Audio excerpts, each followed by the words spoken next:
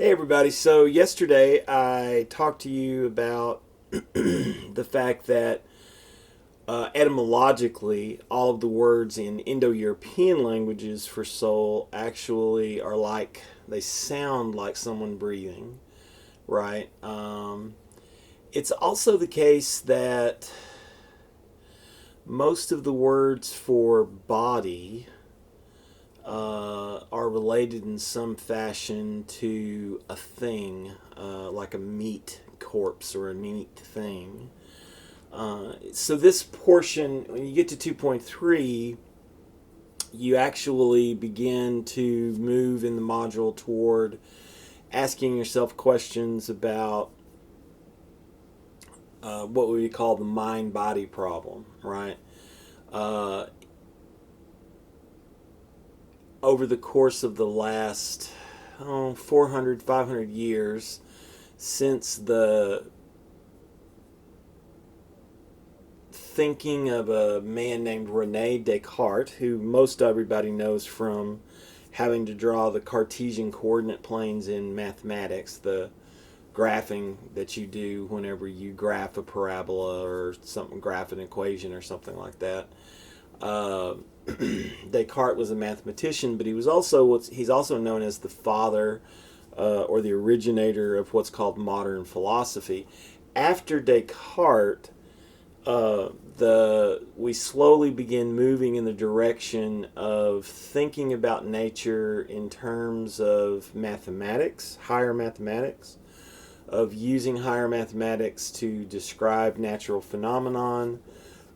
We also pick up a dualism that we had a variation of before Descartes, but it becomes super focused after Descartes.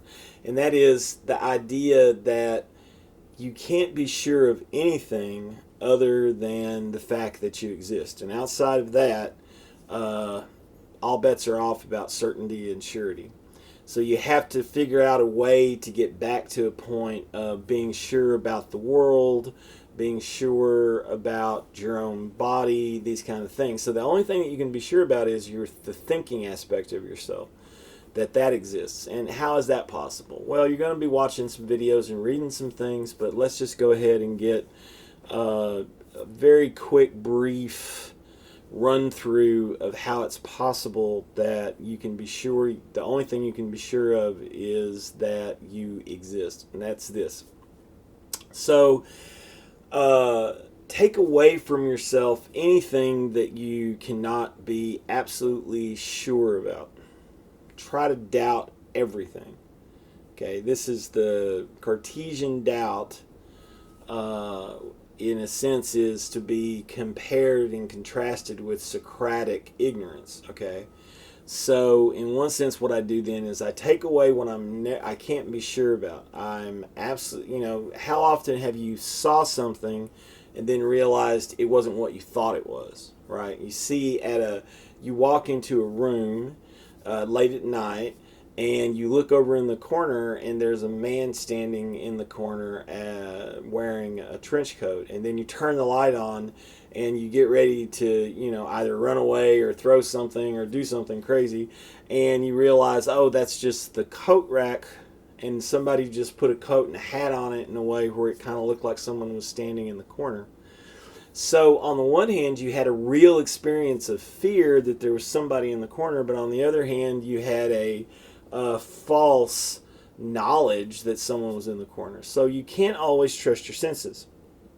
Your senses primarily are corporeal. They're primarily, right? They're your body. You see, you hear, you smell, you taste, you touch. But you can't be fully certain of what your senses tell you.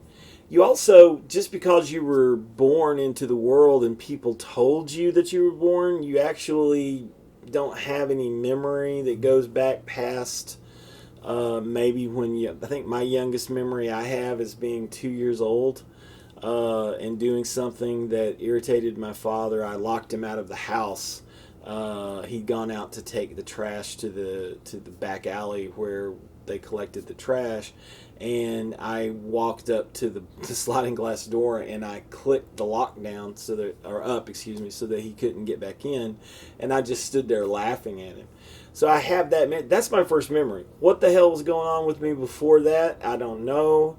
So your memory can fail as well too, right? So it's like I also have very clear memories of doing certain things with certain people, and then I talk to them about it and I realize, oh shoot, that didn't happen with you. That was this other person.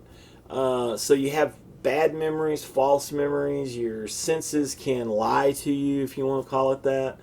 So you set aside anything that you can't be absolutely sure about, that you can't say clearly and distinctly, this happened, this is the deal. So as you do that, what you begin to find is that you can actually doubt almost everything. And so you finally, you don't know whether God exists. You don't know whether nature works the way we think it does. You don't know whether, your senses are actually telling you the way the world is or something else. Your memory doesn't necessarily always hold up.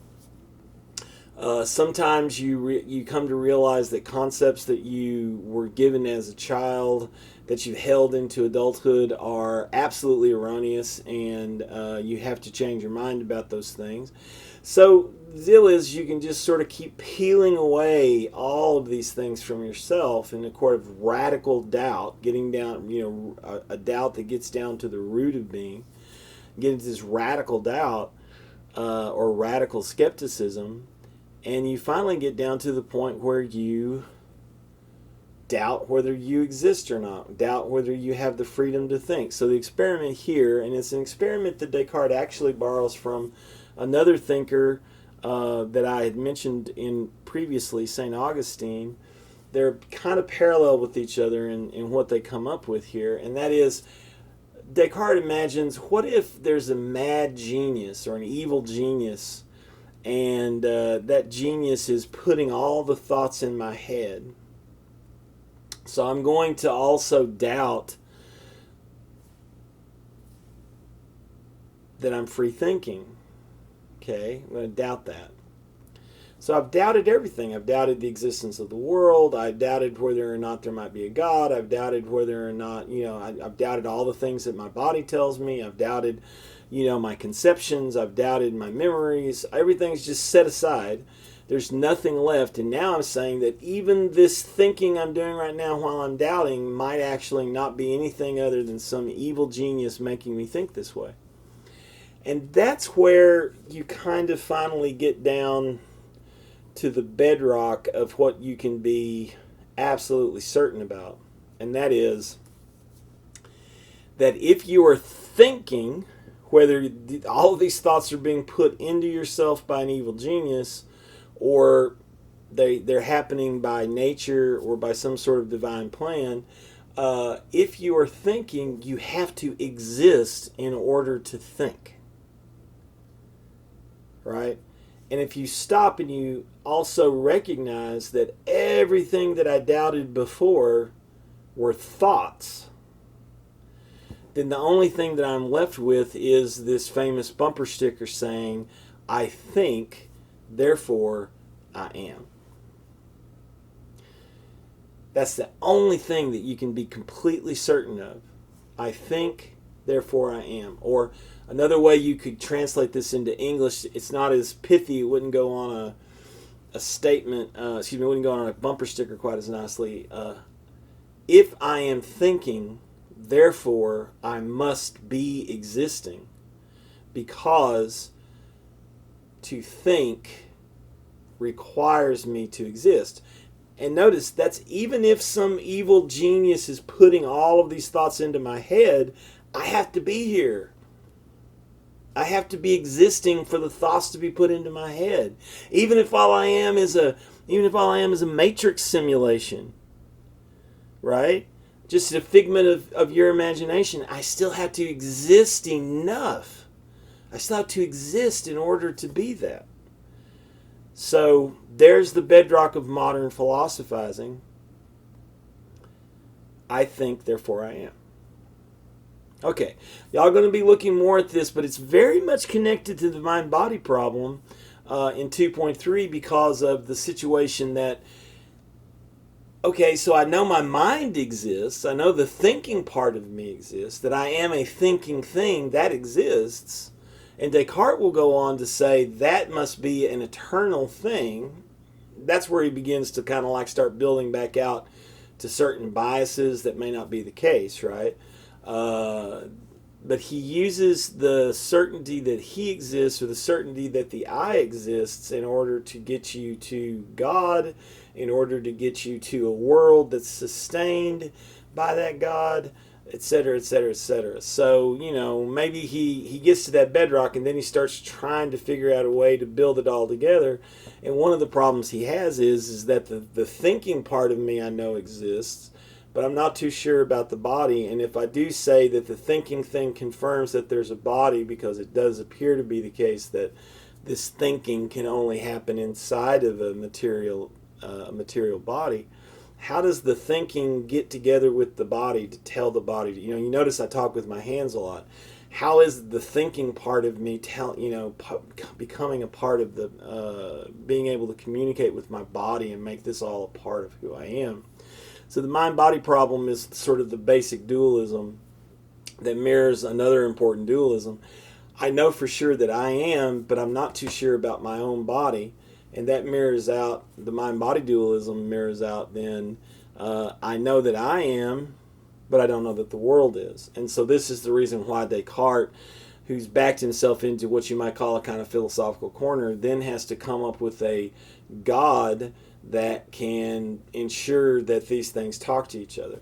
And actually, medically, Descartes was one of the first people to talk about and notice that there's a pineal gland right here in our forehead that actually is light sensitive. And he thought that this was the place in the body where the material body and the thinking mind came together. I don't know. I know that I am, but I don't know if the way that my body and myself react are to this pineal gland.